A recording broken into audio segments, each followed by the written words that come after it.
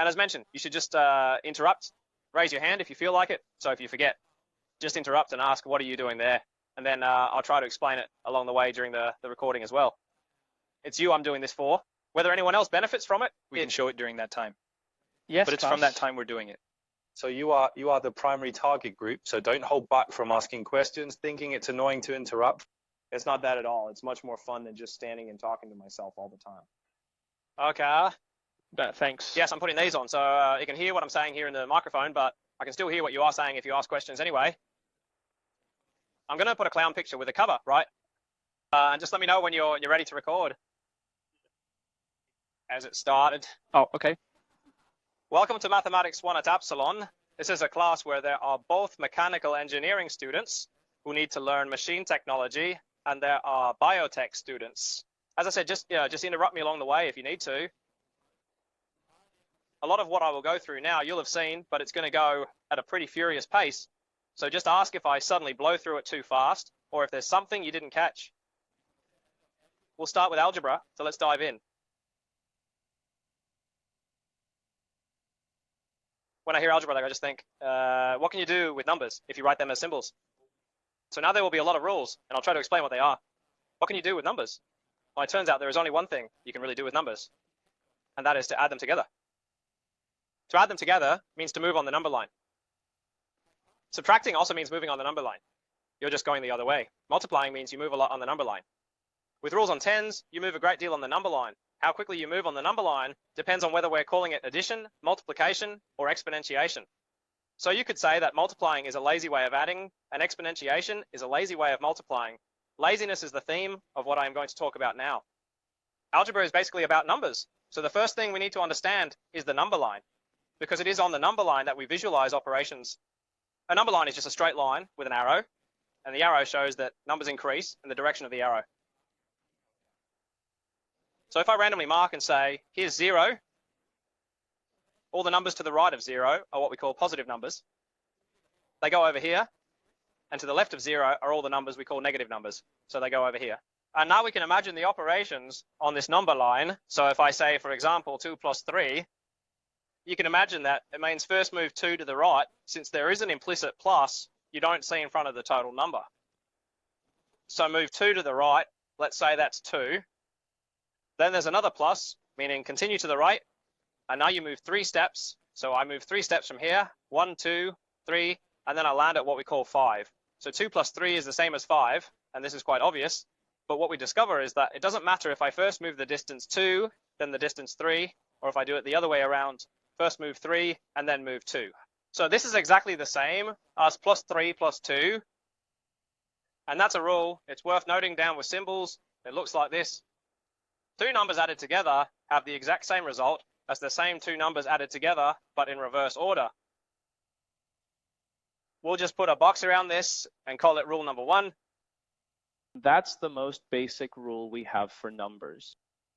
And to make it sound a bit complicated, they've decided to call it the commutative law for the addition of real numbers. Sounds fancy enough for us to handle But it simply means that the order doesn't matter, and the same turns out to be true when we multiply 2 numbers.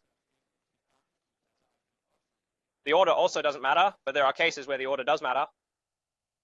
I mean, we learn how to multiply matrices later in the course. The rule that the order is irrelevant does not apply. Same goes for the cross product in 3-dimensional vector spaces. The order matters there as well. So that was the first topic. Now we can look a bit at what happens when you subtract. If I now say 2 minus 3, what does that mean? Again, I have to imagine the number line here and 0 here. And there's a hidden plus in front of the 2. So that means taking 2 steps to the right. So I do that. Now I'm at the number 2. Now there's a minus, which means to go to the left. So now I go to the left from here, and now I end up at the number -1. So I have to take 3 steps to the left from here. So that's why I get -1. And then I realize that if I had looked at this calculation, 3 minus 2, where I just swap the 2 numbers and keep the minus as an operation in between, I don't get the same result. Because 3 minus 2 equals 5. It's not -1, it's +1. So you see, the order is not irrelevant when we subtract, which means taking away. So if I write A minus B, it is generally not the same as B minus A. It is not. So since it does not apply, it is not really worth putting a box around it. So let's put a box around something that does apply. What does apply is A minus B. Is exactly the same as B. Plus, so you can kind of imagine that the minus sticks to the B. So now it says minus B over there. And the plus I was talking about, which was hidden, is now visible here. Can you see it? So in this way, you can see what applies when you subtract, and it is now in this box, which we can call rule number 2. When you have added enough times, it gets boring. 1 plus 1 plus 1 plus 1 plus 1, or you can keep saying that many times. So something called multiplication was invented. And let's take a bit look. at it in rule number 3. If I take two numbers and multiply them, if they are two positive integers, You can actually think of it as a sum. You can think of it as 2 added to itself 3 times.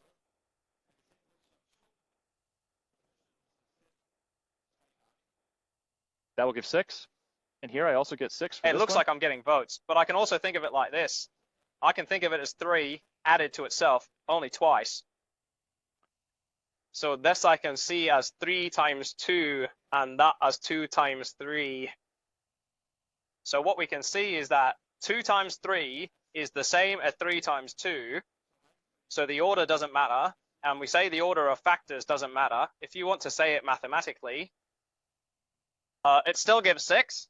And we can formulate this into a rule, namely that 2 numbers A and B multiplied by each other give the same result as the same 2 numbers multiplied by each other, but in reverse order. The order of factors doesn't matter. So you can try to combine this new thing called multiplication with addition or adding. So there we get to rule number 4. If I now say 2 times parenthesis 3 plus 4, so the first thing I need to do is decide for myself what this means. I wrote.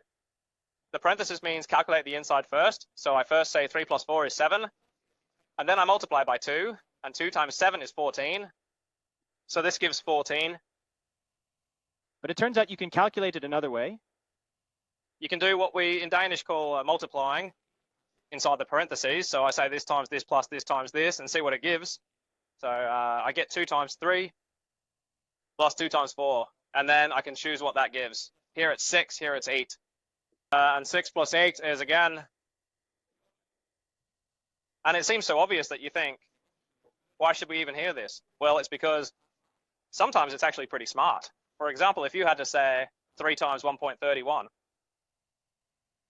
then you can write this whole calculation as 3 times what? Yes, here it says 1.31, but that would be together with 1 plus 0.3. Plus 0.01. Can you see it? And then I can do it in my head. This times this, plus this times this, plus this times this, and then I'm done. So you can use these calculation rules for all kinds of smart things, like doing mental math, but also to understand more advanced mathematics, where we use these rules all the time. And let's try to formulate this rule we've discovered here with letters.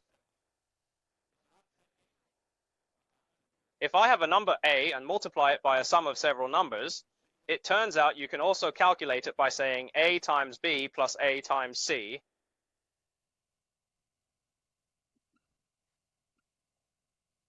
And we can put a brace around that for your calculation rule. And to make it sound fancy, we call it the distributive law of multiplication, because you distribute almost that A, which is inside all the terms, inside the parentheses. There's an English word to distribute, which means to split. So I split the A into all the terms. By the way, this rule can also be intuitively understood as true, because you can imagine walking 3 meters first, and then walking 4 meters more in another direction, and then you realize you've forgotten something, so you walk back, walking 4 meters again, and 3 meters again. How far have you walked in total? That far. Why? Because twice you've walked 3 meters and twice you've walked 4 meters. But you can also think of it as walking 7 meters twice. So it's kind of obvious that this rule must hold for numbers. Yes, rule number 5. What can we come up with then? We can come up with a lazy way to multiply. If you now multiply a number by itself, And if you find it boring to write all those 2's, you could decide to just count how many there are. There are 1, 2, 3, 4 2's, and then you invent a new way to write it. We call it new notation. So we invent writing it like this. It's amazing to stand up there. It counts how many 2's there are. That number we call the base. It tells us which number to multiply by itself. This entire number here we call an exponent. That's called the power. More precisely, it's called a square power because the base is 2. The number that is raised up is called an exponent. Because it had to be called something. So it got the name exponent. And the number inside here is called the base or the ground number. Typically, Sakostot is just called the base, but it can also be called the ground number for the power. What we'll now see is that if I take 2 powers and multiply them and ensure they have the same base, something clever happens. For instance, if I write 2 to the power of 3 times 2 to the power of 4. So what I've really written is 2 times, 2 times, 2 times, 2 times, 2 times, 2 times, 2. And then you can just ask yourself, how many times have I multiplied 2 by itself in total? Well, that would be 7 times. And then you get all excited because you realize that 3 plus 4 equals 7. And you think there must be a rule of arithmetic that I can write down here. So this can be written as 2 raised to the power of 3 plus 4. 2 to the power of 7. And then we can just double underline that without worrying too much about what that number is. And the rule we just wrote down, it will look like this. Some number raised to the exponent n as a norm, multiplied by the same number, raised to the exponent m as margens.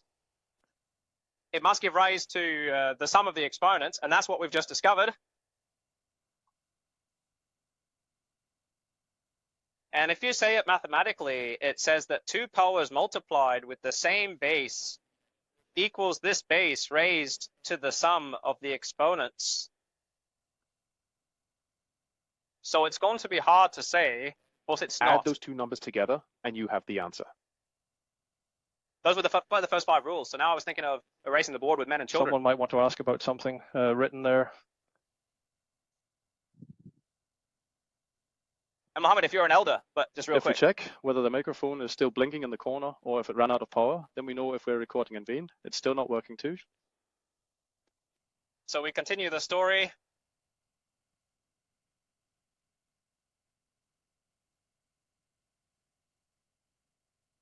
And if you're sitting there thinking, I've started an engineering study, I can handle this. Hang on, because suddenly some small things will come up that you might not have thought about, which were the whole reason the rest fell apart.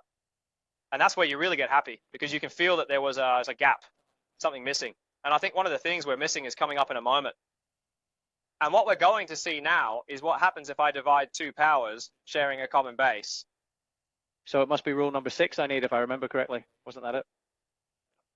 Now imagine you have a power called 2 to the 4th and divide it by another one called 2 to the 2nd. This is a power because the base is 2, the exponent is 4. This is also a power because the base is 2 and the exponent is also 2. And what does that give us? Well, 2 to the 4th just means 2, x2, x2, x2. And 2 to the 2nd means 2, x2. So we can see that if I multiply by 2 and then divide by 2, they are inverse operations. And I could have saved myself the trouble of dealing with those 2 2's. And so that 2 cancels out with that 2. We just need to remember that there's an implicit multiplication by 1 here because a 1 is magical. You can always multiply by 1 without it changing what you multiply.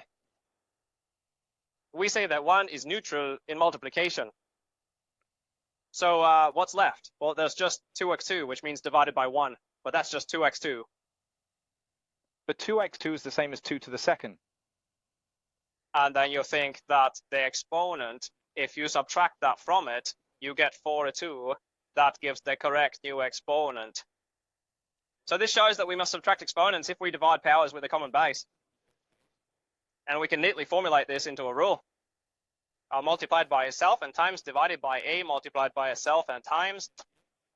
Therefore, they discovered that it gives a raised to the power of n minus m. And that wasn't so surprising. The cool part is coming up. And that's where many people miss it. I remember I missed it myself when I was in high school. It wasn't until later that I discovered it. What happens if n is the same number as m? If n is the same number as m, then, for example, you Now, could have 2 to the power of 8 divided by 2 to the power of 8. You can see the a is the same a, but the m is also the same m. And what does that give? Yeah, the rules of arithmetic say it gives 2 raised to the power of 8 minus 8. Can you see it? So the rules of arithmetic say it gives 2 raised. raised to the power of 8 minus 8. But that was a weird thing to say. Then it Because- basically just says 2 to the power of Hesitated. 210. What does 210 0. mean? It's coming now. And then I have to hear you later. 2 into 0. What does that mean? Apparently it means 1, because this is a fraction where the numerator equals the denominator. And a fraction where the numerator equals the denominator always gives 1. Okay? Because what does a fraction mean? A fraction means how many times you need the denominator to make up the numerator. How many times do I need 2 and 8 to make 2 and 8? 1 time.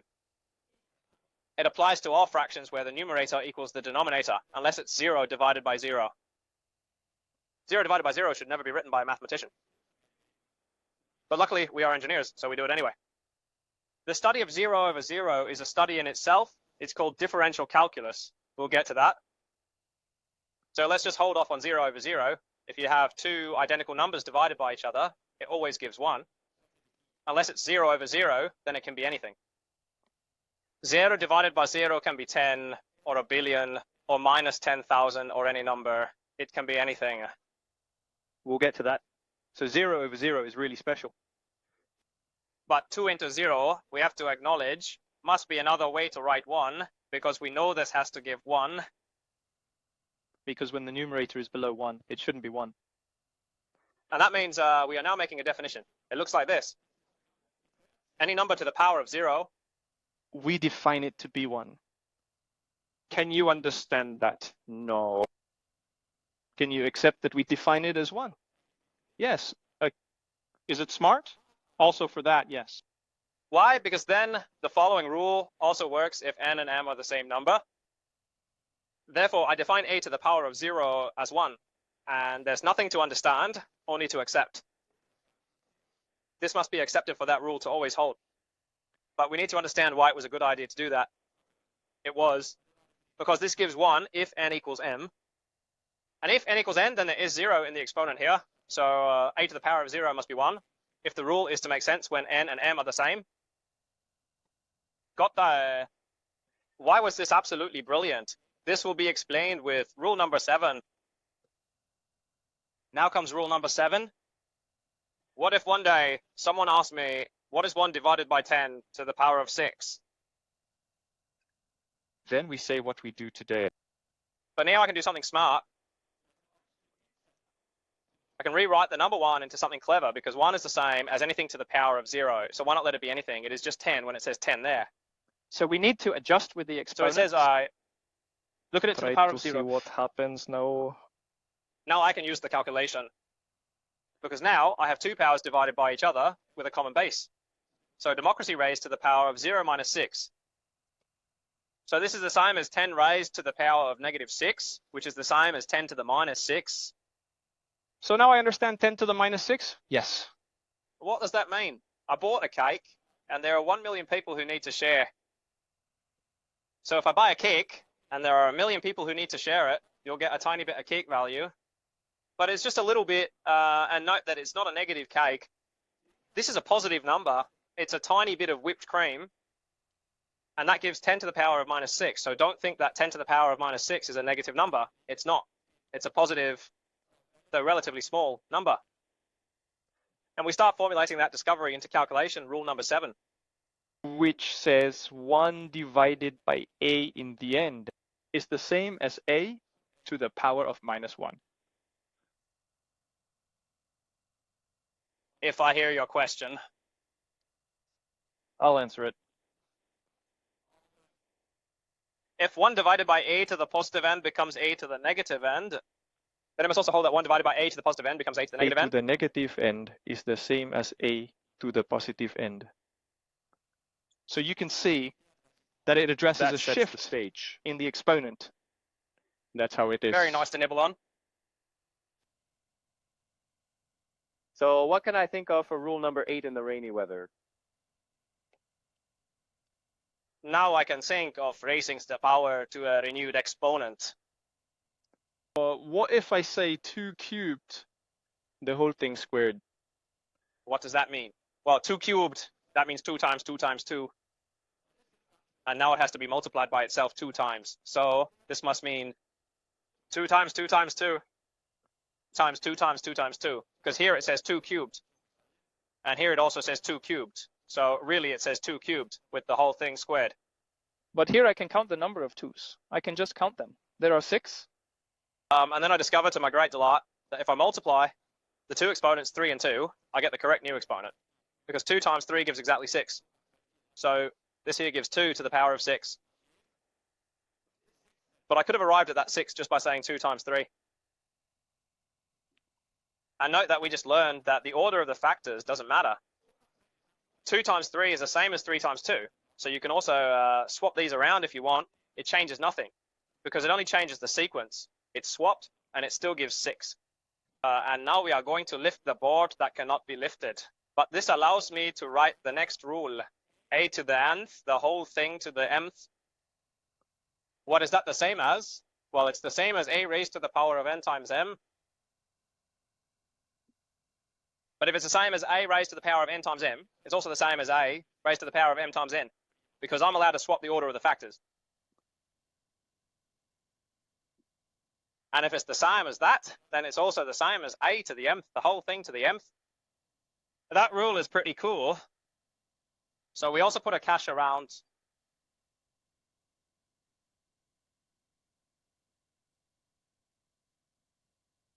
Then there's a reload. All right, so let's see what we can find in rule 9. What if I take a product and raise it to an exponent? Let's see if I say 2 times 3, the whole thing squared. 2 times 3 is 6. And the parentheses mean calculate me first, then square it. So it's actually 6 squared. That's 36. So this must be 36. But then someone realizes that you could also get that by saying 2 squared times 3 squared. So if you let the exponent jump in and work on each factor, you get the right answer. Just look, if I say 2 squared, x cubed, I get 4x9, and 4x9 usually gives 36. So this leads us to believe that a product raised to an exponent is the same as each factor raised to that exponent. And we can write this into equation number 9. So a times b the whole to the power. Or the same as a to the power. Can you handle it to the power?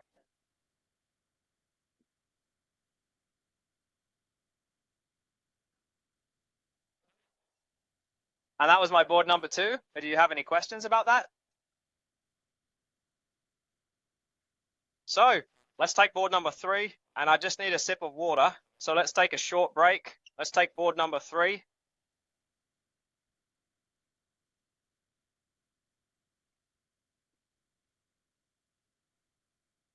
What comes next? I wish I had understood when I was in high school. I really didn't back then, but I hope you find it easy now that I'll explain it. It's what is a square root? What is the rule? What do I need? Number 10. I can never remember. Number 10. What does that That mean? must go into the square roots. To the number. We'll talk about it down in the write-up. Then you should think That means about the square root of the positive number, which has the property that if you multiply it by itself, you get 25. So that's it, KFM.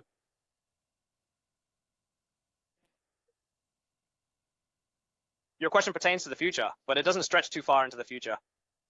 So what if I wrote it like this?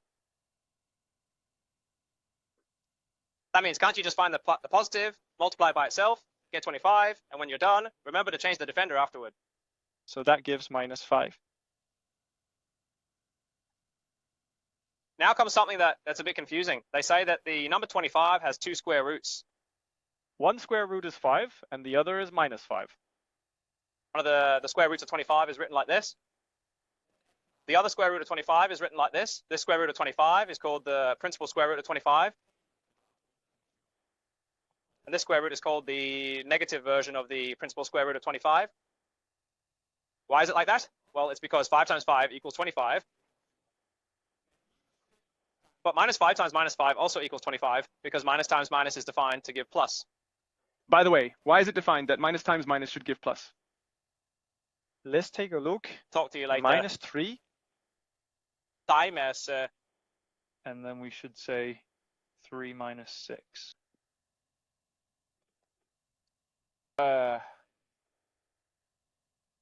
does it make sense with what I've answered? I am.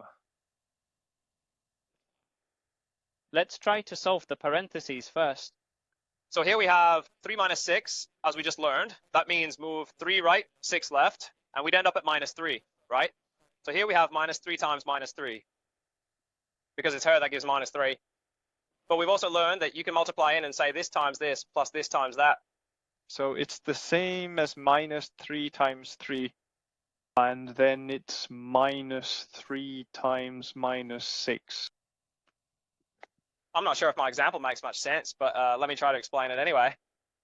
Plus times minus, you almost have to say gives minus, because if I create debt a positive number of times, I still have debt. So plus makes minus, you almost have to say gives minus, so here it's minus 9. The question is then, what should we say this gives? Minus 3 times minus 6. If we say it gives plus 18. So here it would be 18 minus 9. And 18 minus 9 is 9. That matches if we also said up here that minus times minus makes plus. Do you see it? So up here, it fits if we also say it gives something positive. So to get this distributive law to work in all cases, you actually have to define minus times minus as. And that's why the number 25 has 2 square roots. One square root is 5, because 5 times 5 is 25. The other square root is minus 5, because minus 5 times minus 5 is also 25. One little thing to be careful of is that this doesn't give 25. The reason this doesn't give 25 is because the square only applies to the number directly to the left without the sign. So what it actually says here is Minus 5. thanks for today. And minus times plus gives minus. But on the other hand, if I write it like this, minus 5, and then square it, That means minus 5 times minus 5. And now it gives plus 25. what there? Well, the square root of 25 gives 5. So now you'll see we discover something cool. The square root of 25, what is that? It's another way to write 5. If I take 5 and multiply by 5, I can do it.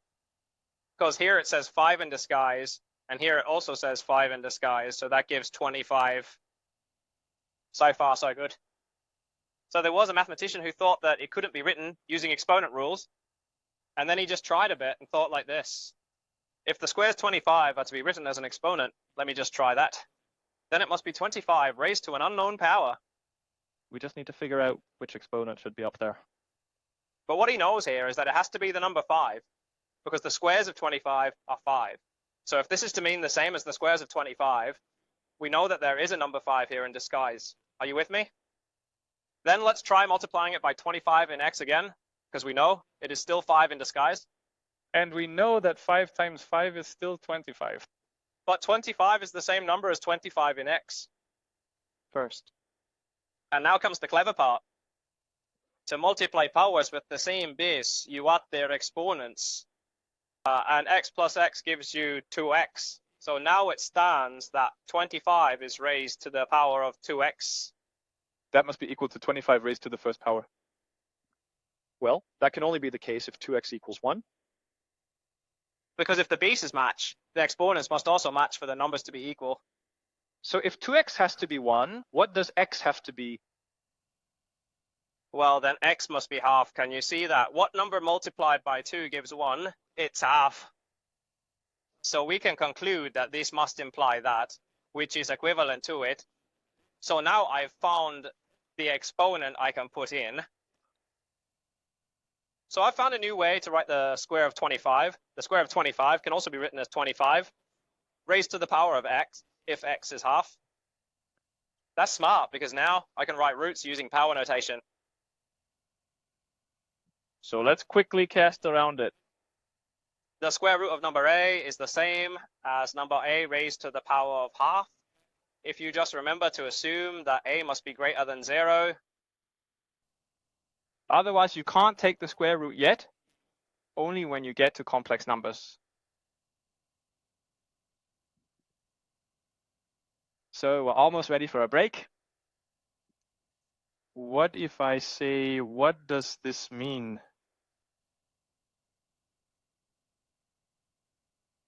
Now I've started with rule number 11. 11, what does the cube root of 8 mean here? It means, can you find me a number that multiplied by itself 3 times gives 8? No, the cube root of 8, gives 2. What does that mean? It means 2 times 2 times 2 equals 8. So this is equal to 2. Why is it equal to 2? Because 2 times 2 times 2 Is 8. And we call this the cube root of 8. And now here's a story similar to the one before. Someone, maybe a magician, thought the cube root of 8. I wonder if I can write that as 8 raised to some unknown power.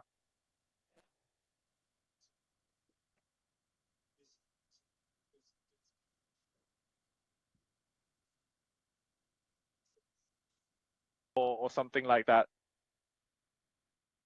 1 is also greater than 0.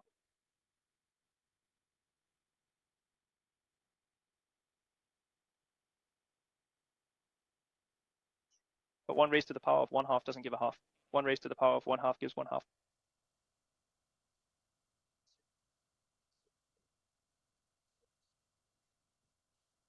Yes, and 1 raised to the power of 1/2. That gives 1. Just like the square root is 1, so I also give 1. 1 raised to anything gives 1. Even 1 to the power of 0 gives 1. We just defined that. There's nothing to understand, just something to... Because we defined that any number to the power of 0 is 1, remember? So that's why 1 to the power of 0 is also 1. 1 squared means 1 times 1, which is also 1. 1 to the power of -8 is also 1. 1 to anything is 1. Therefore, 1 is 1/2.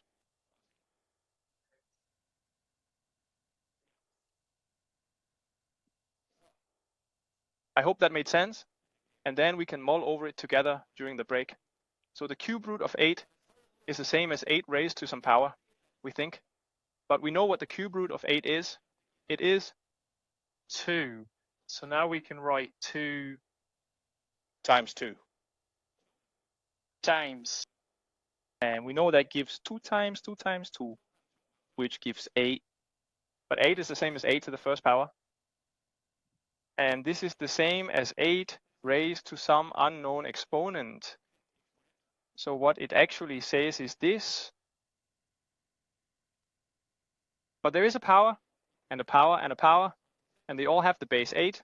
So I have to add all the exponents together, making it 8 to the power of 3x, which should equal 8 to the first. But that's only possible if 3x equals 1. And if the bases match up, then the exponents must too. So therefore, if 3x is 1, then x must be 1/3. And now we have argued for the following rule. Taking the nth root of Is the same as taking it and raising it to the power of 1 over n. And now we have linked root and power Together here in calculation rule number 11. And I think it's a good place to just pause the recording so we can restart it after the break. You hear? Okay, I hope you had a good break. Welcome back. Over here, I felt my explanation was a bit off. So let me explain a bit better what I was doing over here. Why minus times minus? There is a plus. Look, if I decide that minus plus should still give minus, because if I've negated a positive number of times, I've at least negated. So now I need to consider what I do with -3 times -6. There are two possibilities. Either -3 times -6 is negative, or it's positive. It can't be 0. The only way it can be 0 is if I multiply by 0. That's the 0 rule. If I now said that minus times minus should give something negative, what would it say? Then it would have said -9 minus 18. That's -27. But see, I could never get that. Yes. Even if I defined that minus times minus gives something negative, I could get it to give -9 if I said it gave something negative. So the only way I can get it to give something identical in both calculations is if I define that minus times minus gives plus. And that's what I tried to say, or I didn't really say it very clearly, I think, when I just thought about it. Now let's try to build a bit more on rule number 11 to get to rule number 12.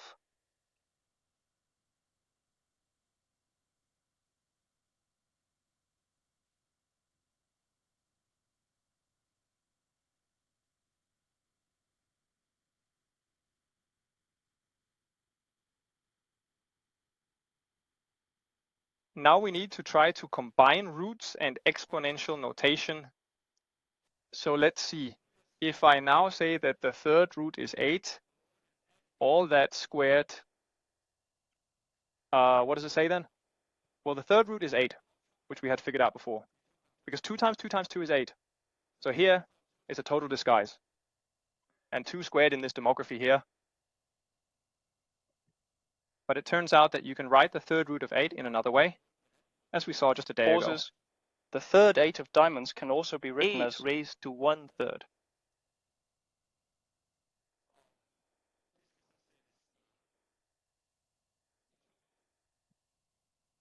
And we have learned that you have to multiply the exponents.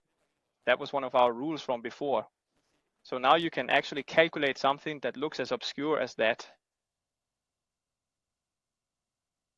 in your head by reversing to that and then calculate it. If you encounter that, you can rewrite it to that, which can be rewritten to that, which can be calculated. Let me give you an example of how you can use some of these rules to calculate things in your head that you thought were impossible. Thanks together. For example, what is 4 raised to 3/2? Does anyone have a guess?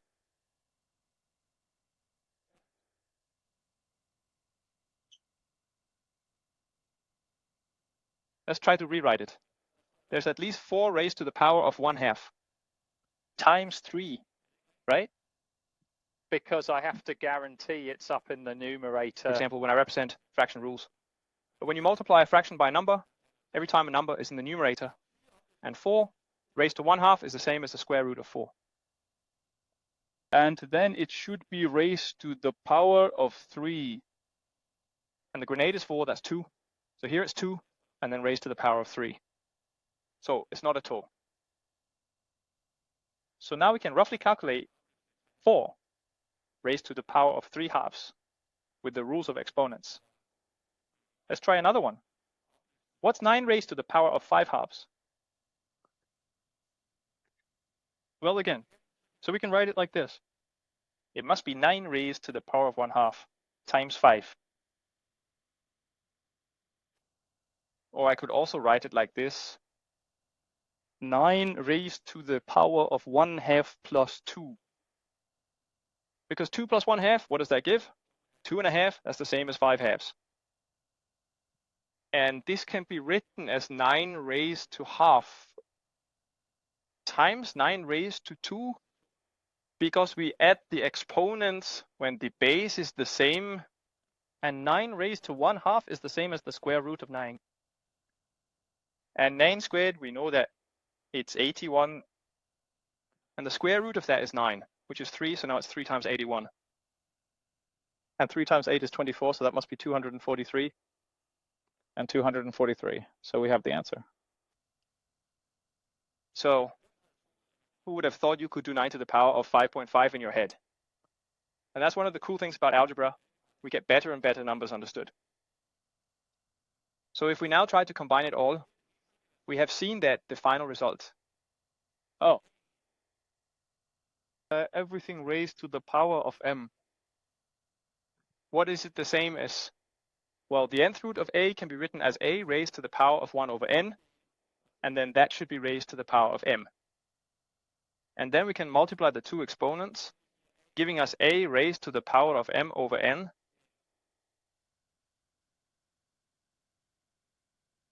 Now here we've connected powers and exponential notation. Any questions on that?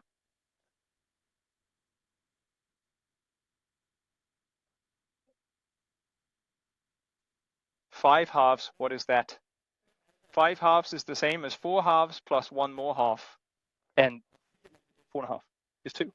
So I'm just rewriting it as 2 to the half. And that question.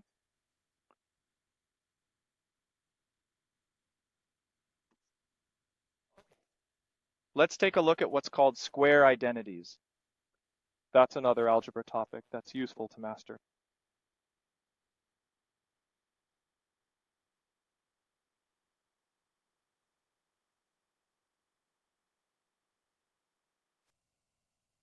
The reason they are called square identities Is because you can prove them in your mind. Moving on. So here's a purchase. Let's just try to see.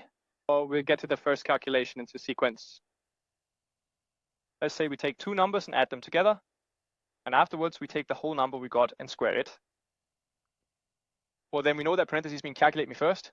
And 3 plus 4, that checks out. 7 times 7 is 40. That is a new hint. So this gives 49. And then we realized that you could have gotten it in a different way.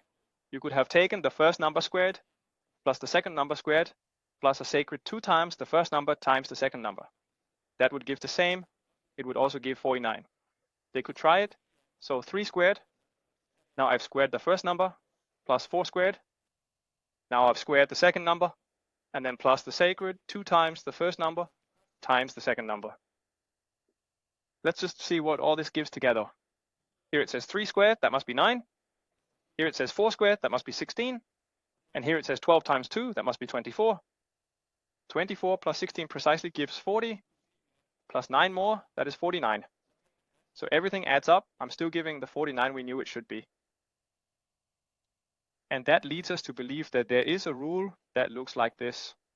2 numbers added together, the whole squared gives exactly the same as the first number squared, plus the second number squared, plus the whole 2 times the first number times the second number. And that is one of those statements we call a private statement. You can understand this is true by drawing a square, and I'll show you. Because seeing is understanding. When you can draw it, you understand it. So how can I understand this is true just by looking at a drawing? Well, I can draw a square like this. Imagine this in a block. And then we'll draw a dotted line out here and a dotted line over here, so that the distance here I'll call A, and the distance farther here I'll call B. And similarly, let's make sure this is A and this is B. Now, if I ask what is the area of this entire square, or that I've marked now, well, it must be that length times that length, meaning A added to B times A added to B. So the area, if I call it big A for area, must be A plus B. It's times itself, but it's the same as I've seen squared. But look at the figure, because the area that is shaded here can also be found as this area. Let's combine it with this jail, and then add the area of the 2 rectangles there. Then I get everything again. And how big is this? It must be A squared. For it's a square with side length A, so it must be together with A squared, the area that's there.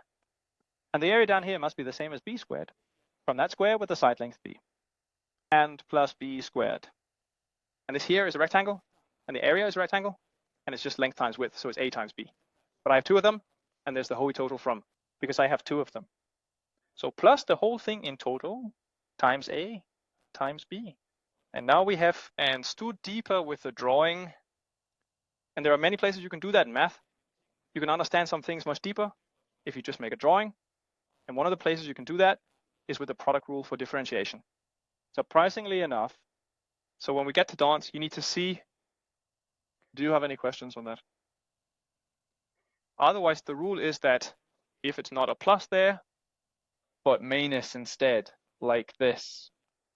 So it should still stand plus this, but now it should minus say there. And now I've written down 2 rules in one go. Namely, the square of a binomial. Are they in the square of the first term? Plus and always plus when it's on the second term. Plus or minus depending on what was there. The double product. And we call this a squaring rule because the proof that it's true is a square. And the act of squaring we therefore call 2 square. When you square a number, you've taken that number and multiplied it by itself. So moving on to rule number 14.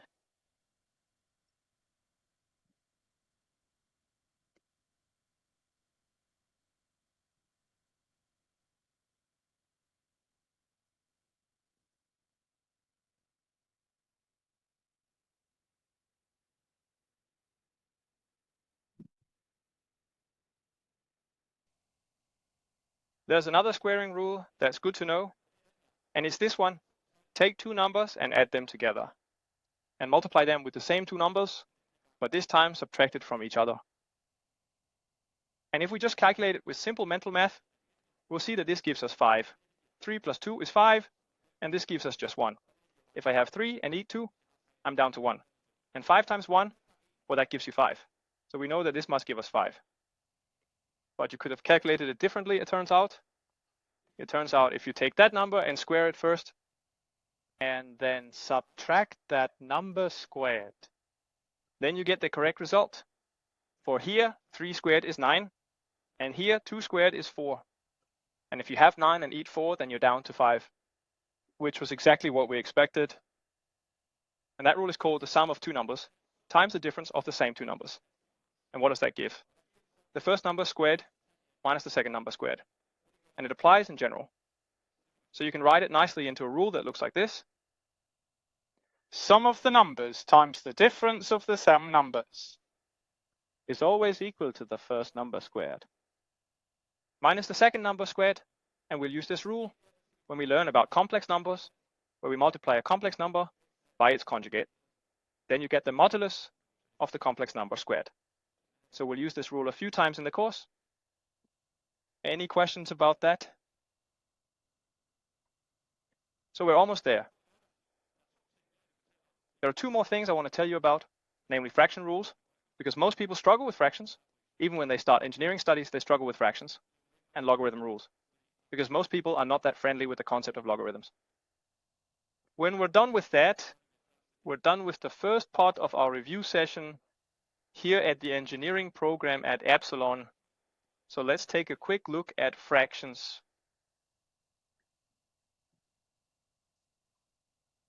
What is a fraction? It's hidden multiplication dust. And if you've never thought about it, fractions are hard. Look here. What's 10 divided by 2? It's the number you can multiply by 2 to get 10. And what number can you multiply by 2 to get 10? It's done. So it's done. That was one way to think about a fraction. Okay?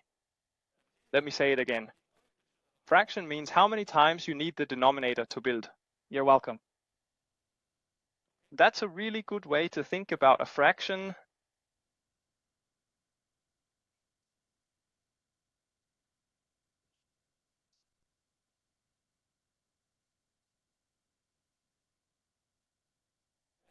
It might make sense in a bit when we really use it.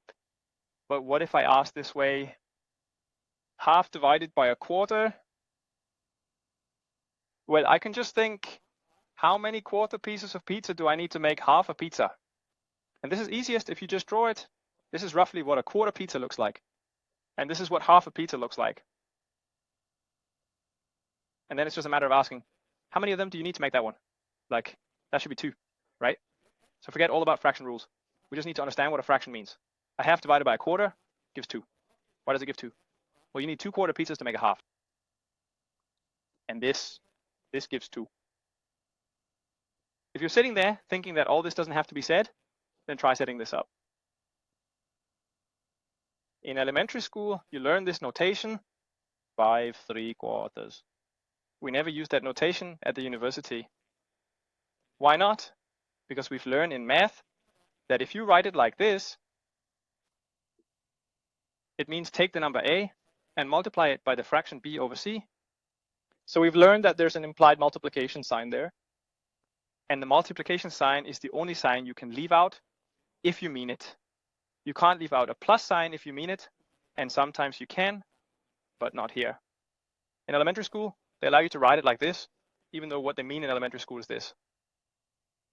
So it was a writing error, because we would think that it meant 15 quarters here, because you multiply 5 by 3, and then we're at quarters. Now that notation is used wrongly, even though they learn quite a bit in elementary school. So if we accept that in elementary school, they mean 5 plus 3/4 when they write 5 3/4. What does this give us? And now I'm curious if anyone will get the answer. You can't use paper, you can only do it in your head. What is 5 3/4 divided by 2? I want the answer as an irreducible fraction, not a decimal.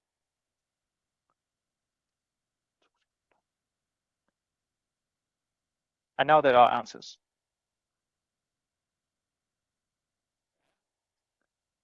What do you think?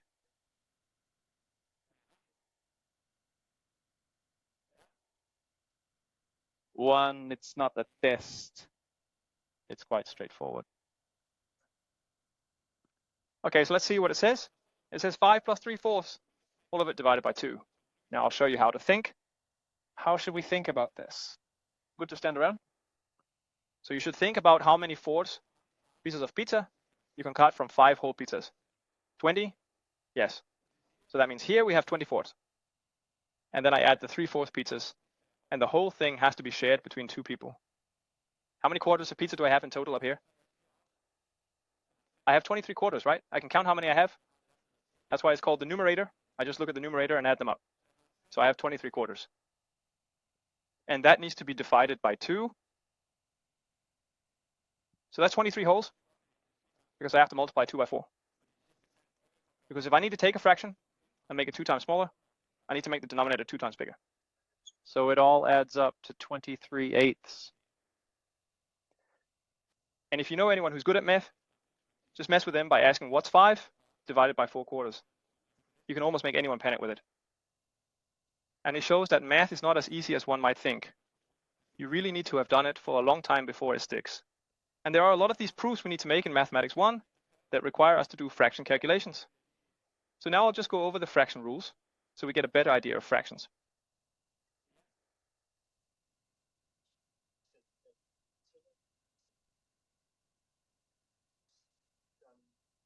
Yeah, so if you have a fraction where there's something on top, it's by having reached from below. If this has to equal some number x, what are we looking for? We're looking for the number we can multiply n by to get t. Yes, exactly. And that's actually a good way to think of the fraction. So if you say 1/8 divided by 3, what are we looking for? We're looking for the number we can multiply by 3 to get 1/8. So that's a good way to think about brewing. Another good way to think about it is how many times do I need the denominators to build the numerators? Sometimes it's smarter to think like that. So it's actually a form of advanced addition that we are dealing with. That's how it works, thinking over here. How many times do I need 1/4 to make 1/2? Twice. Because 1/4 plus 1/4 equals 1/2. So let's just wipe the board, and then I'll try to go through the rules from start to finish.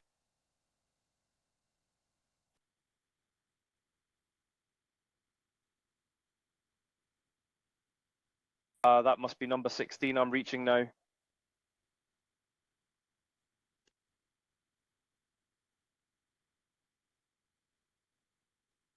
So what does a over b mean?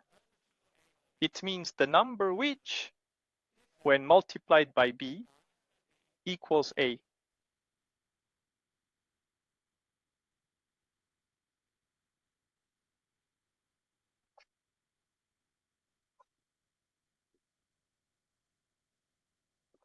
And it's a cool way to learn how to think about fractions, but that was the foundation for fraction calculation. A fraction means A over b means what number should you Multiply multiply it by b to get the number a? Let's see, what can you do with fractions? Well, you can take a fraction and multiply it by a number. So now I'm going to take a number, for example, 3, and multiply it by 1/3. Can I then draw it? Yes, I can. I'll start by drawing a whole pizza. Then I'll divide it into 3 equal parts. One part of the pizza is called 1 out of the 3 equal parts. And if I buy 3 such pizza parts, I can make a whole pizza. We can visualize that. Therefore, 3 times 1/3 must equal 1. So we conclude that I need to multiply by 3 there, and 3 cancels out 3, leaving 1. What we see is that you multiply a number by a fraction whenever the number is in the numerator, and only the numerator. Okay, because if you also multiply in the denominator, it just means I haven't done anything. So you multiply a number by a fraction by multiplying the number in the numerator, and we express it like this. Hey, can you hear me? B over c is the same as AB over c. And of course, you have to make sure that c is not 0, because you can't divide by 0.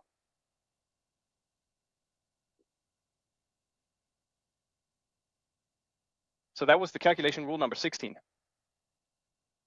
And that was basically a fraction multiplied by a number. So what could I do next? I could take a fraction and divide it by a number. Calculation rule number 17.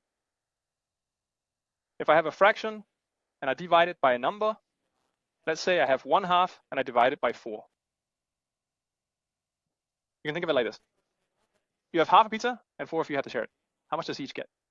Now we can draw. I'll start by drawing half the pizza. It looks like this. And then there are 4 of us sharing the half pizza. So it would look like this. Like this. If we all get an equal amount of pizza, right?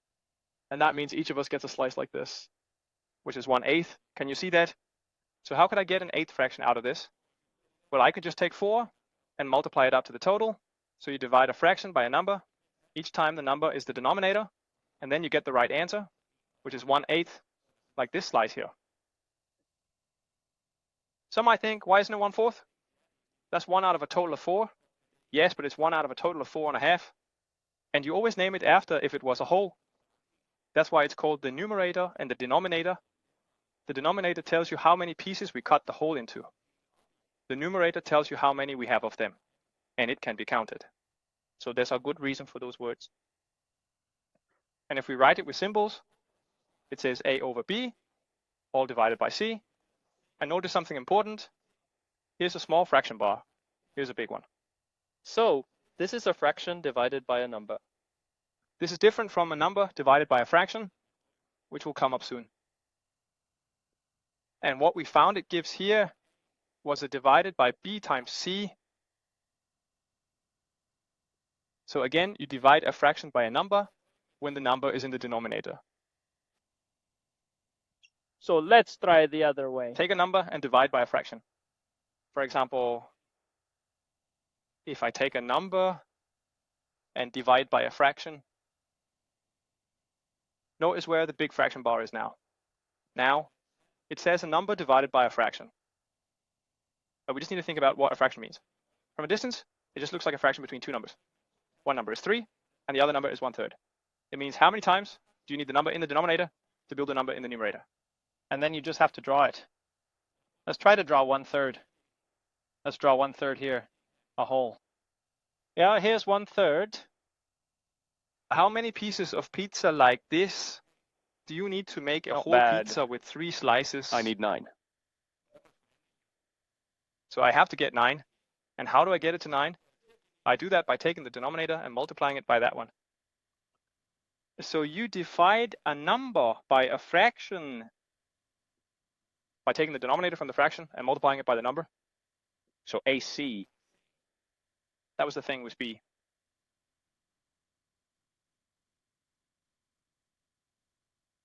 Well, they better be good.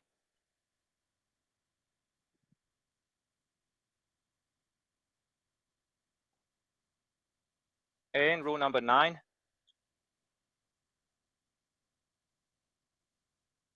So what can we come up with? We've taken a bread row of numbers, a bread wedge with numbers, and a number wedge with bread. Well, maybe we should take 2 fractions and divide them by each other. So what if I write up this example we've looked at? 1/2 divided by 1/4. Well, we just need to think about how many quarters I need to make up a half. So this should be 2. And how could I get it to equal 2? Oh, now I realize I wasn't very clear. I wish I had first taken 1 fraction at a time, because actually if I take that fraction and multiply it by that 1 flipped, it equals 2. So I apologize for the confusion. Let's take this a bit out of order. So this is the same as thinking it shouldn't appear in the application. This is the same as thinking what would I have gotten if I had taken a half and multiplied it by the bottom fraction flipped. Of course, you can only answer that if you know that you multiply a fraction by another fraction, which is why I'm sorry I didn't say it first. But it turns out that when you multiply a fraction by a fraction, you multiply the numerator with the numerator and the denominator with the denominator. So here it becomes 4. Over 2, which gives 2. So either you can try to visualize it by drawing it in the image, which is what I recommend, and then you understand it, or you can just use a rule. Give this a fraction with a fraction. What takes The top fraction up tempo and With the step? bottom bread lady on her head. So I write it with It is letters. also seen that it is like like this out here. A divided by B, all of it. Divided by C, divided by D is the same as A. Top fraction intact, that is untouched. The fraction times this one turned upside down gives the result. And that's where you say numerator times numerator, denominator times denominator. So it gives AD over BC. And now we've quickly taken the last one, which I wish we'd done before the 19.1. How do you multiply a fraction by a fraction? And there you can, for example, imagine saying, what is half of a quarter pizza? If I've bought a quarter of a pizza, but I only eat half, then I've eaten an 8. So this must give a proper fraction. And how could I make it give a proper fraction? By multiplying the fractions. Yes, I just multiply straight across. Numerator with numerator, denominator with denominator. So it says 1 by 1, which is 1, and 2 by 4, which is 8. So the rule looks like this. A over B times C over D is the same as AC over BD. And now I think I mistakenly thought that was the last one, but I just forgot to show how you add fractions. So we'll end with that. So this must be the last algebraic rule, the one that comes on the next board, which is how do you add two fractions together?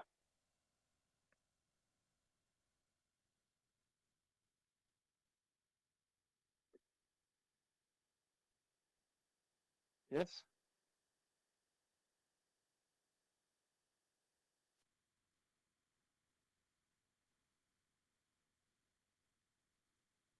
Where I want to shoot over here. Yes.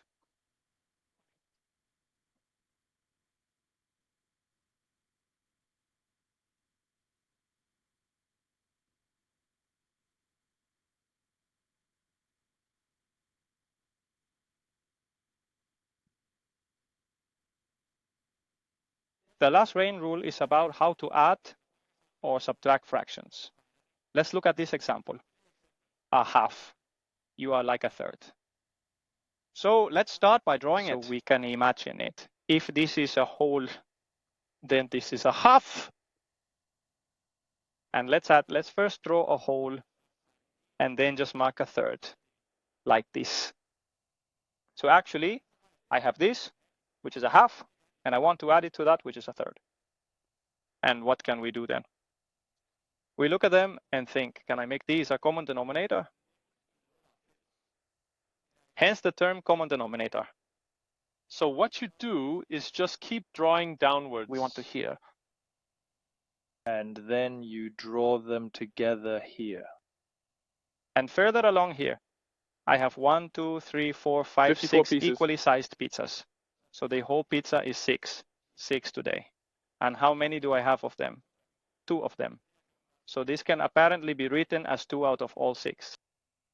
Then you look over here and make the same division. So it is definitely good to take over. So now there are 1, 2, 3, 4, 5, 6 equally sized pieces of pizza. How many do I have of them? 1, 2, 3. So the half can apparently be written as 3 out of all 6. And that means when I need to say 1/2 plus 1/3, I rewrite 1/2 to 3/6, and maybe write 1/3 to 2/6. And now it's smart. Now I can just count how many pieces of pizza I have, because now they're all the same size, all the pieces. See this piece of pizza, that piece of pizza, that piece of pizza, all the ones that look like this, they are all exactly the same size. For they are now expressed in the common denominator, and therefore I can count how many I have of them. I have 1, 2, 3, 4, 5, 5 what? 6. So this gives 5/6. So the numerator counts how many pieces of pizza I have, and the denominator states how many pieces the whole pizza has been cut into. And this is called putting them on a common denominator. So you need to think like this, 1/2 plus 1/3. So you think, I'll extend the first fraction with the denominator by multiplying by 3 in both the numerator and the denominator. So it becomes 1 times 3 divided by 2 times 3. You can see I've taken a half and written it differently, because 3 cancels out 3. So I take a third and write it differently, but I extend it by 2. Because there's a 2 over there. Now it should say 1 Now times there comes a divided by 2 2. times 3. And here 2 cancels out 2.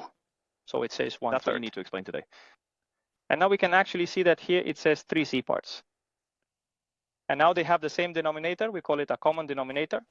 So now we write it on one big fraction bar and write 3 plus 2, all divided by 6. And then we figure it out to 5 divided by 6. And then we're done. So that is the process we use when we're either adding two fractions together or subtracting them. We find a common way to express both fractions, and then we count how much we have. And we can write that as a rule. Here it comes, fraction a and b. And add it with a fraction c over d. By doing the following. In the first fraction, you multiply the metal d in both the numerator and the denominator. So it becomes AD and BD. And you can see that D is essentially outside with B, so there's still A over B. Plus, here I multiply by B in both the numerator and the denominator. So it says BC over BD. And now we can see that the two denominators are the same. So it gives AD plus BC.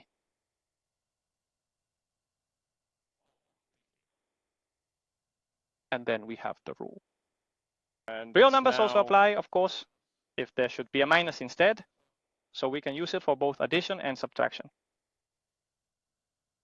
These were the algebra rules.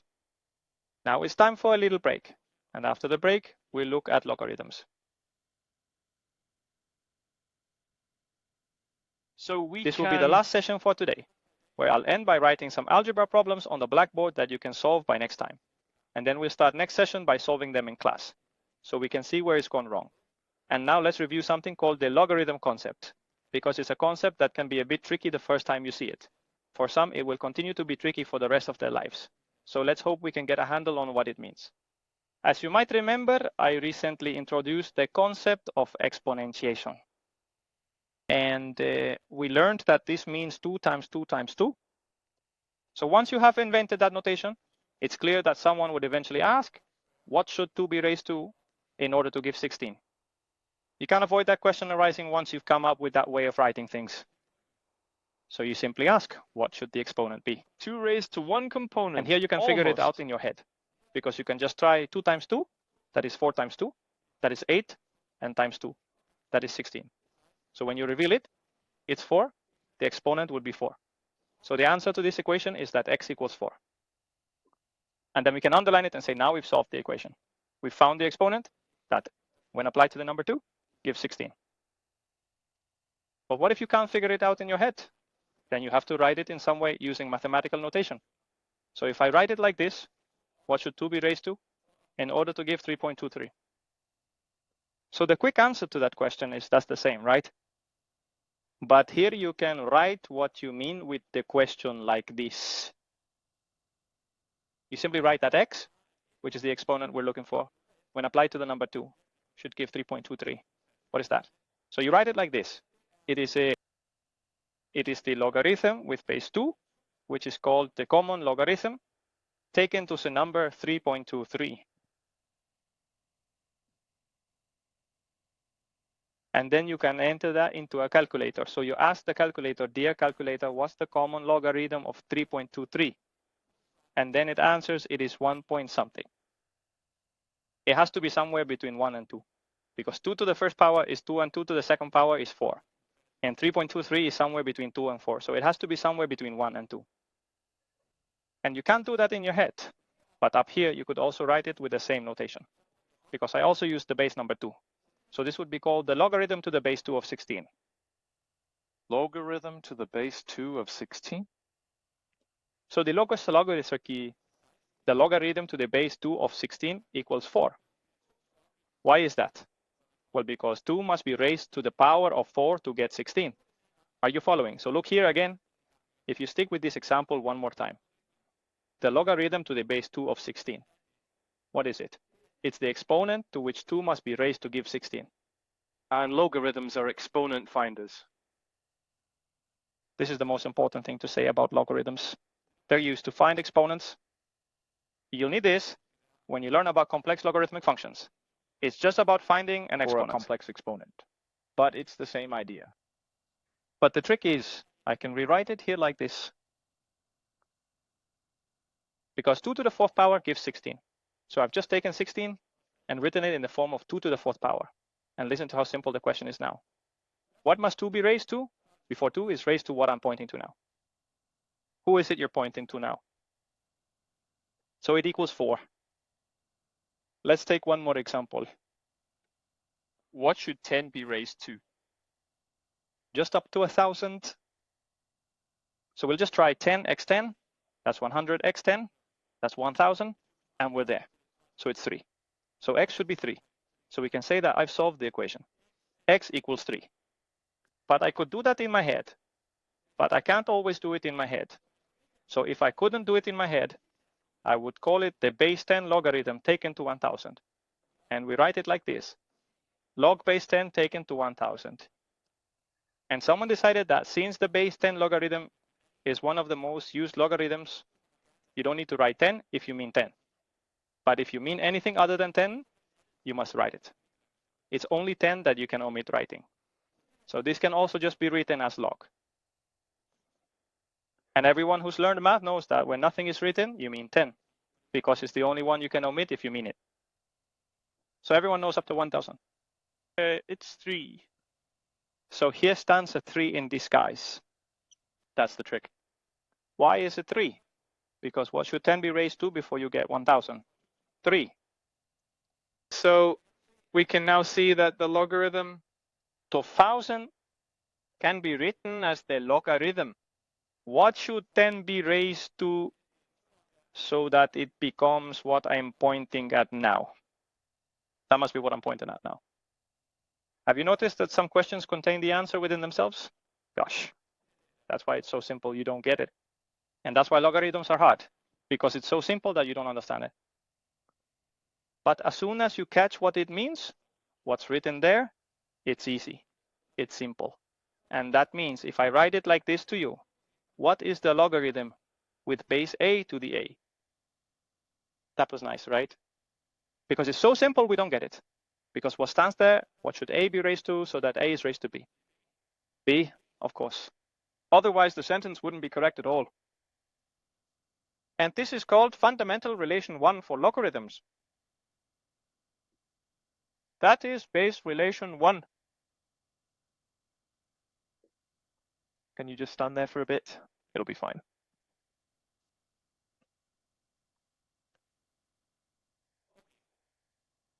It might look even more cramped without actually being so. What if I write it like this? What is the common logarithm of 1,000?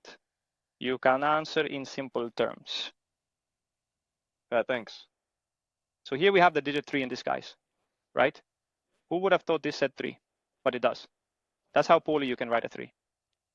And then I ask you, what's 10 to the third power? And you answer 1,000. So it says 1,000 here. But I can ask you again, just in a messier way, what's 10 raised to the third? Of course, it still gives 1,000. It's the same question, Jürgen. But now I've just written the 3 in disguise. So here we have 10 raised to the power of log base 10 of 1,000. It can't get much uglier. But it's just 10 to the power of 3, Jürgen. If you pause and think about it first, it asks, what must 10 be raised to in order to give 1,000? The answer is 3.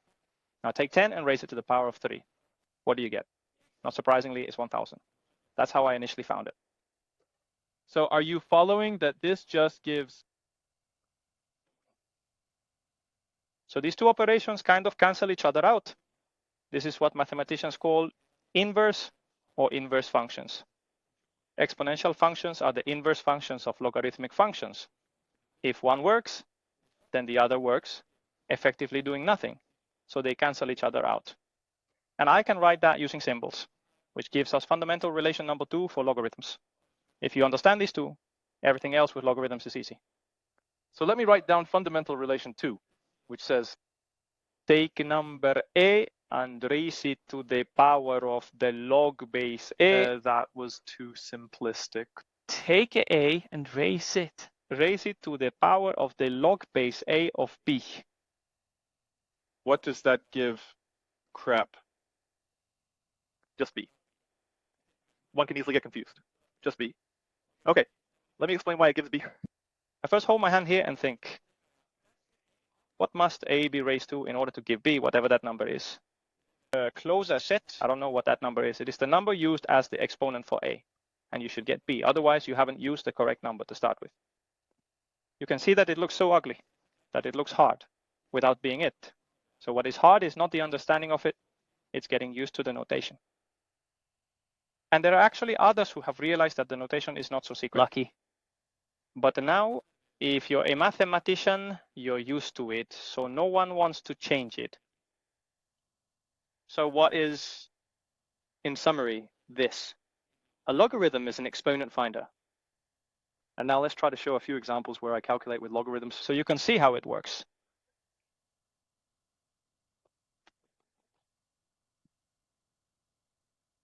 So let's just erase the left part of the board.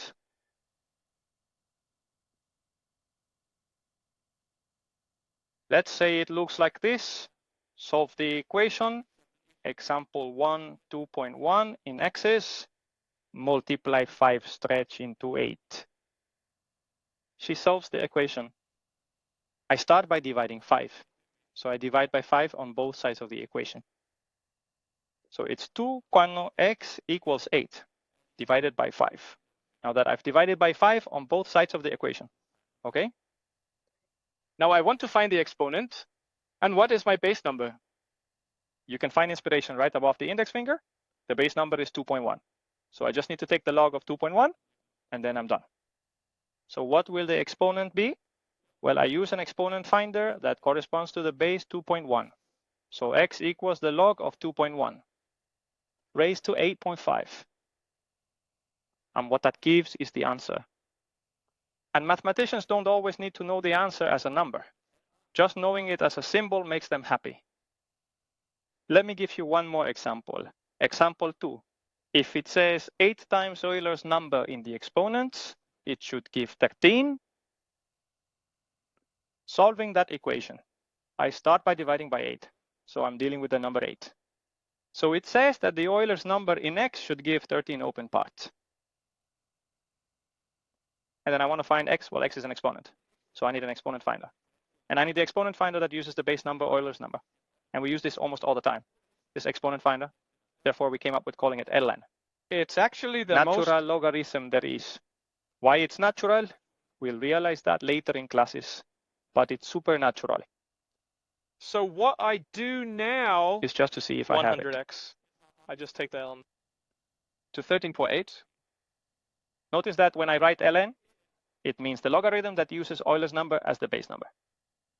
So You can just write the answer down here. Every Every 11 n means ln of a number, it is the logarithm that uses Euler's number as the base number for any number. It's something we're dealing with.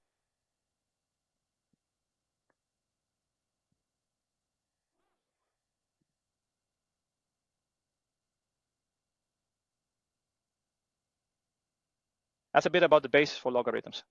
Then there are logarithm calculation rules that you learned in high school, in the entrance course, at Hof, or wherever you took your math.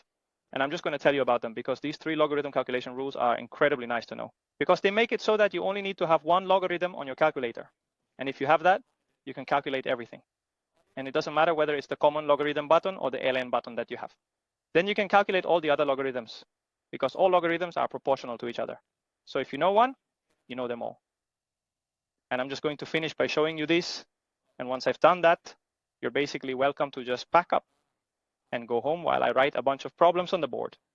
And if you think it's fun to sit there and watch me write them, you're welcome to do that too. But here comes the last board for today. 3 logarithm calculation rules.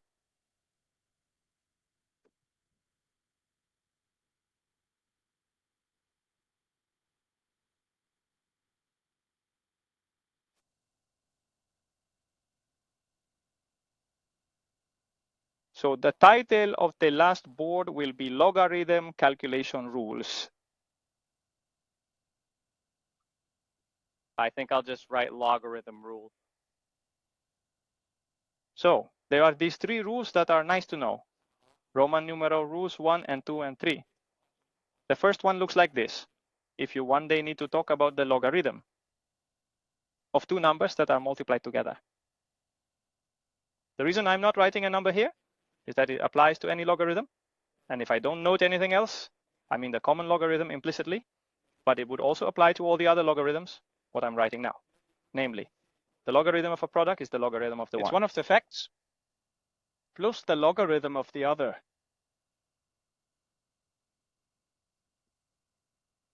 That was the first rule. And why is that the case? Well, it could be that in order to explain this, I might actually need to write tens. Do you have a moment so that the explanation becomes a bit easier to understand? But this applies to all logarithms, whether it's base 10, Euler's number, which is ln, or whatever it says down there. And the way to explain it is like this. Okay, the log base 10 of a times b, what is that? Well, I guess I can just write it in disguise, because a can be written in this disguise.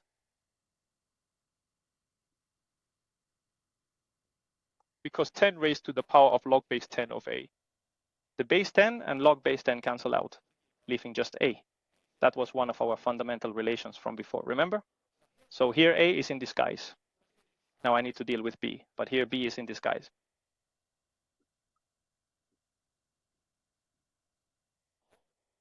These are two powers multiplied together with a common base, because it's 10 to the power of something times 10 to the power of something else. It's 10 to the power of something plus something else. So these must be the same as these. 10 raised to the power of log base 10 of a plus log base 10 of b.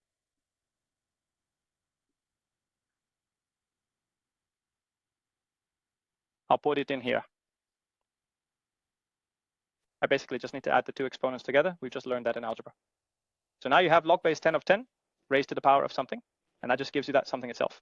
We saw that in one of the fundamental relations. So here they cancel each other out, and then you have log base 10 of a plus log base 10 of b, which is exactly what we claim. And now we will prove it. This is the same as log base 10. To a plus log c. So that means the logarithm of a product is the logarithm of one factor plus the logarithm of the other factor. It's a useful rule to know. So there's another rule, Roman rule number 2, and I won't prove it because it can be proven the exact same way. If I want, I can do the same with the disguise there. It states that the logarithm of a product is a logarithm of one factor plus the logarithm of the other factor plus the logarithm of the other factor. To a fraction between two numbers. That gives the logarithm of the numerator minus. Not plus as shown here, but minus. You can remember that minus looks a lot like a fraction bar without being one. So this can be written as log 10 to a minus log 10. Looks nice. That rule is also useful to know. And finally, Roman rule number 3 about logarithms.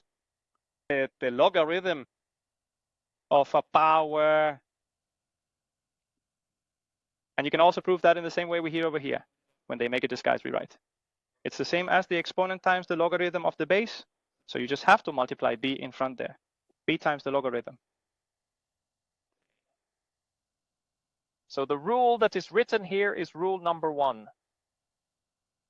And the rule written here. And finally, the rule written here. These are the rules you need to use to solve all logarithm problems you might encounter with just one button on the calculator. And it doesn't matter which logarithm button it is, as long as it is one. So now I will just try to show an example of how to do it. For example 1, let's say I have a line called 213 to the power of x should give 13.7. So I take some numbers. I can't do that in my head. I don't know which exponent to use. For 213 to get 13.7. I can't do that in my head. But here's a trick. Let's say I have a calculator that only has the ln button. It only has the natural logarithm and nothing else. So I just do the clever trick. I take the ln from both sides of the equation. So I just take the ln on both sides. So it ends up being ln, which means the logarithm that uses Euler's number as a base. What Euler's number is will come later in the course. Taken to 213 in the original. And then I'll just take the ln over there too on the other side. So the number should be 13.7. So it's 13.7. How do I proceed? Oh, right. I just learned that the logarithm of a power is the same as the exponent times the logarithm of the base. It says so right here. So that can be rewritten to times x out front. So I'll do that. So there will be an x multiplied. 10 of 213 is equal to 13.7. And finally, to find x, that's best on. 5x gives something. So x must be. So if x times something gives that, x must be that divided by that something. So I just need to divide by that. This is just a number. So I just divide by that number on both sides, and then I have x. So x, R or a E 13.7, divided by len to 2.13. And the day I bring a calculator that only has the ln button, I can test it and have the answer. But we don't even want to calculate it, because the purpose of math was Is that. it a number? No, it's an insect. So if we just understand what to do, we can always insert numbers in later. And that's basically it. That's what I planned for today. So now you can start packing quietly. And you're welcome to stay while I write some tasks on the board. And maybe start working on them until, is it 3:40 p.m. we have till? I think so. You're welcome to do that, and I'll come around to help once I've written them down. If you'd rather work on it at home, you're welcome to leave. I'll put the video up on YouTube with all the tasks. I'll write here now. Is the camera still on? Okay, don't stop it now. Just let it run while I clean up and write the tasks. So you're welcome to start working on them while I start writing. Or if you'd rather study at home, then that's fine.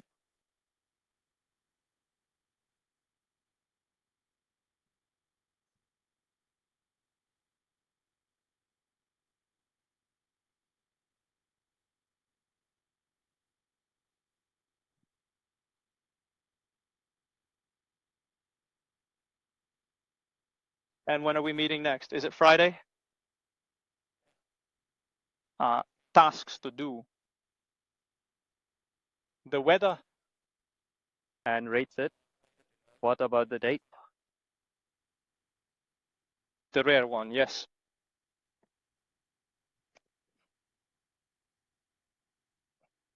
Uh, 15 weather, I think.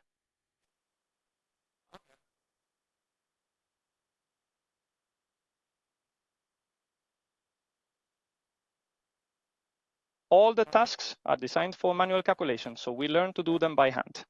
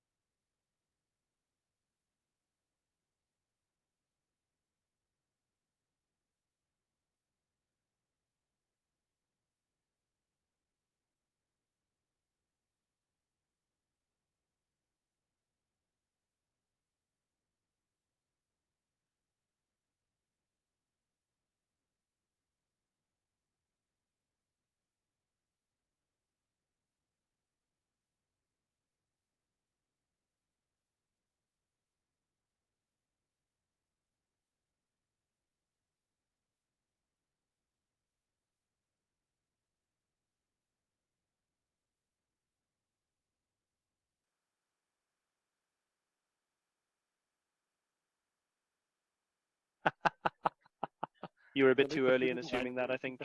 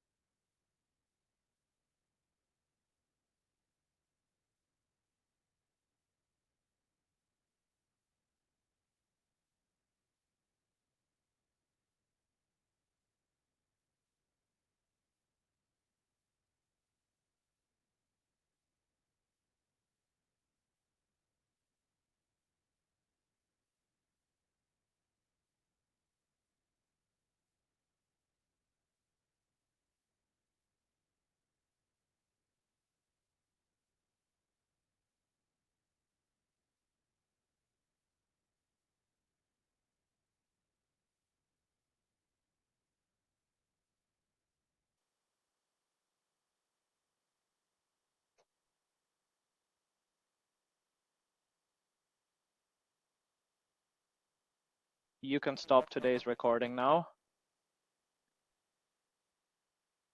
I think that was understandable.